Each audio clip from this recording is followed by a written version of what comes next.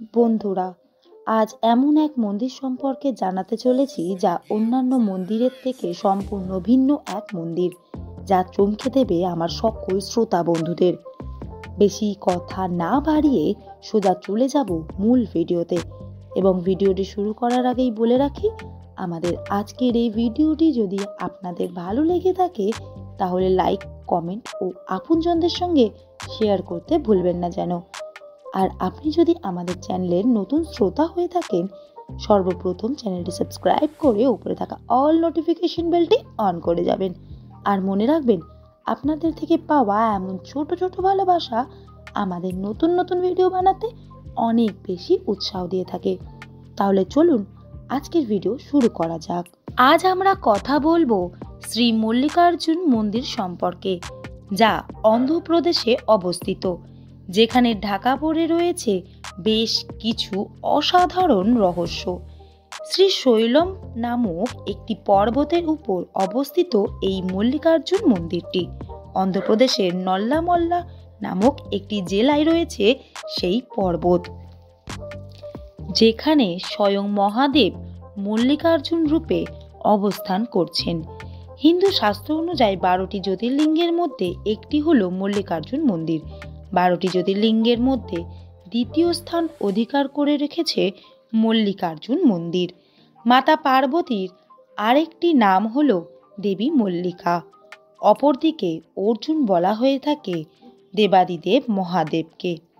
হিন্দু মতে যেমন হর পার্বতীর পুজো হয়ে থাকে, ঠিক তেমনই মল্লিকার্জুন রূপে পূজিত হয়ে থাকে অন্ধ্রপ্রদেশে অবস্থিত মল্লিকার্জুন মন্দিরে।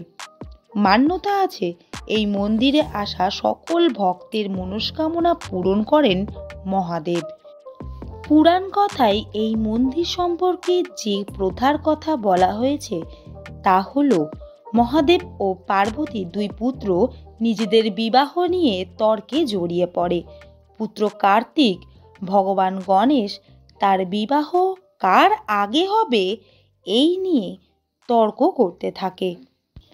পুত্র কার্তিক মনে করতেন সে যেহেতু বড় সন্তান, সেহেতু তার বিবাহ আগে হবে, কিন্তু ভগবান গণেশ তার বিবাহ আগে দেওয়া হবে বলে জেদ করতে থাকে। একটা পর্যায়ের পর এই খবর পৌঁছে যায় তাদের পিতামাতার কাছে।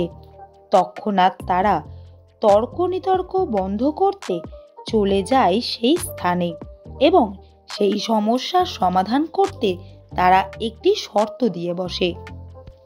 মহাদেব ও দেবী পার্বতী বলেন, তোমাদের দুই ভাইয়ের মধ্যে যে সর্বপ্রথম কম সময়ে গোটা ব্রহ্মাণ্ডের পরিক্রমা করে আবারও এই স্থানে আগে ফিরে আসবে, তার বিবাহ আগে দেওয়া হবে। শর্ত শোনা মাত্রই পুত্র কার্তিক তার বাহক ময়ূরকে ডাকে এবং সাথে সাথেই ব্রহ্মাণ্ড পরিক্রমা করতে বেরিয়ে পড়ে।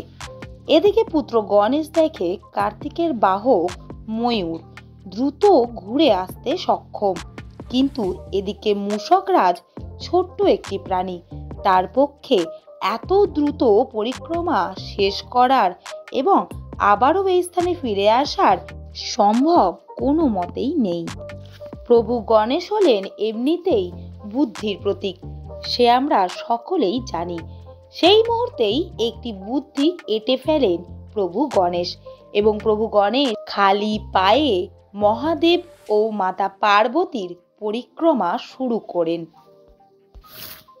এবং সর্বপ্রথম পরিক্রমা শেষ করে তার পিতামাতার সম্মুখে এসে দাঁড়ায়।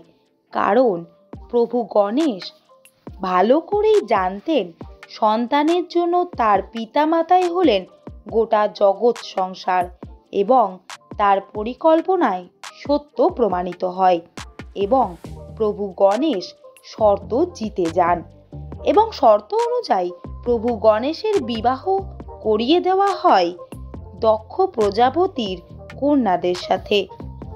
ততক্ষণে দাদা কার্তিক পরিক্রমা সম্পন্ন করে এসে দেখে ইতিমধ্যে ভাই গণেশের বিবাহ হয়ে গেছে। এই সকল ঘটনা দেখে দাদা কার্তিক ক্রোধিত হয়ে কুঞ্জ পর্বতে চলে যায় নানানভাবে চেষ্টা করেও কার্তিকের রাগ ভাঙানো যায় না।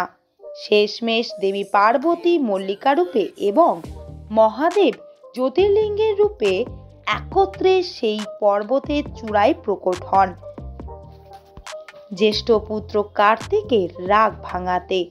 তখন থেকেই সেই পর্বতের চূড়ায় মল্লিকার্জুন রূপে পূজিত হয়ে থাকেন মহাদেব এবং মাতা পার্বতী।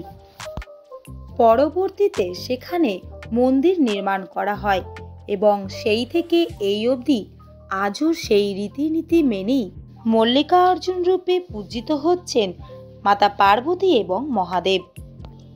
তো বন্ধুরা, আমাদের আজকের এই ভিডিওটি কেমন লাগলো অবশ্যই কমেন্টে জানাবেন। আজকের ভিডিও এই পর্যন্তই। আবার দেখা হচ্ছে আগামী ভিডিওতে এমনই কোনো নতুন তথ্যের সাথে, নতুন কোনো ভিডিও নিয়ে। ততক্ষণ সকলে ভালো থাকবেন, সকলকে ভালো রাখবেন। নমস্কার।